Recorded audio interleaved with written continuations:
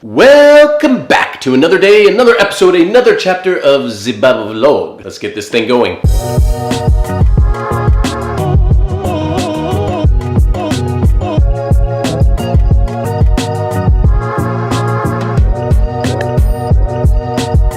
Alright, so chapter 15 starts off with the Pharisees again questioning Jesus, but this time it's about his disciples not washing their hands before they eat. Now this might sound like more of a hygiene issue, but what they were referring to is actually a ritual of purification. Now we read about this story previously in Mark, but what Jesus goes on to point out to them is that this is a religious tradition and that it's the only reason why it's important to these religious leaders. You see, the Pharisees' chief concern more than anything else was appearing holy, and they tried to do this by pretending to follow all of the laws and all of the traditions. But the truth is that all of this was simply done for show and pride on their part. Now Jesus uses an example here to point out their hypocrisy, which is about something called Corban. Basically, a person living in this day could claim the word Corban over a possession of theirs, such as a house, and it would mean that the house was now dedicated to God. Now the only problem is that since it's now dedicated to God, nobody else can use it except for the person who dedicated it. Now what this turned into was that people were claiming Corban over things like their homes and then kicking their elderly parents out instead of taking care of them. So Jesus is pointing out that the Pharisees are completely okay with that, even though it clearly violates the commandment to honor your father and mother. Now some of us might think, yeah, tell him, Jesus, but there's many examples of this even today in churches. For example, I've seen people who want to rail against homosexuality, but they do double takes at every woman that walks by them. People who want to condemn unwed mothers, but they would never want you to check their personal internet browsing history because you'd see a lot of pornography that they've been looking at. So this is exactly what Jesus is talking about. Now look at how Jesus explains this concept to his disciples in verses 17 through 20. Do you not yet understand that whatever enters the mouth goes into the stomach and is eliminated, but those things which proceed out of the mouth come from the heart, and they defile a man. For out of the heart proceed evil thoughts, murders, adulteries, fornications, thefts, false witness, blasphemies. And then in verse 20, these are the things which defile a man, but to eat with unwashed hands does not defile a man. What comes out of your mouth comes from your heart, and that is what makes a person unclean. I've seen people preach where it is nothing but absolute condemnation. Just the way they talk to people, it's mean-spirited, but they think that since they're quoting the Bible, and it's true, that it then allows them to behave any way that they want to. But nothing could be further from the truth. If you want to lead people to Jesus, do it in a spirit of humility and compassion. When you don't reach out to people in love, you become exactly like how Jesus describes the Pharisees in verse 14. You're the blind leading the blind. All right, look over at verse 22. And behold, a woman of Canaan came from that region and cried out to him, saying, Have mercy on me, O Lord, Son of David. My daughter is severely demon-possessed. All right, well, we all know what Jesus is going to do here. But he answered her not a word, and his disciples came and urged him, saying, Send her away, for she cries out after us.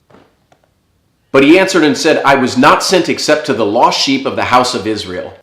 Jesus, that's kind of rude. Then she came and worshipped him, saying, Lord, help me. Yeah, Jesus, help her out. But he answered and said, It is not good to take the children's bread and throw it to the little dogs. I can't believe Jesus said that. And she said, Yes, Lord, yet even the little dogs eat the crumbs which fall from their master's table. Then Jesus answered and said to her, O woman, great is your faith. Let it be to you as you desire. And her daughter was healed from that very hour. All right, seriously, what in the world is happening here? Why is Jesus being so rude to this lady? Isn't he supposed to love everybody? All right, so let's set a few things straight. The area that Jesus is in right now is called Tyre and Sidon. This area was a Gentile region, and it was not Jewish. Now, Jesus wasn't being racially exclusive, but he was limited by the priorities that were set by God the Father. God's plan was to offer the gospel first to the Old Covenant people, or the Jewish people, in honor of his promise that he made with Abraham. Then secondly, to the Gentiles. Now, we see this exact same thing happening in Acts when Paul was traveling around preaching. What did he do? He always went into the synagogues first to proclaim Jesus as the Messiah to the Jewish people. Now, what's amazing here is that this woman acknowledges the fact that the Jewish people do have priority with Jesus, but she appeals to Jesus' unconditional kindness for her daughter. And how did she receive her miracle? Well, Jesus just said it. Great is your faith. She refused to back down from what she knew belonged to her. Without faith, it is impossible to please God. Guys, that is going to do it for us today with chapter 15. Now, let me just say something really important here. Don't rely on me only to read these passages to you. Get into the Word for yourself. Read it, study it, and then come along each day as we go through it together. Hope you all have an amazing day. You know how much I love you guys. Can't wait to see you tomorrow. Until then, God bless you guys. We will see you back here soon.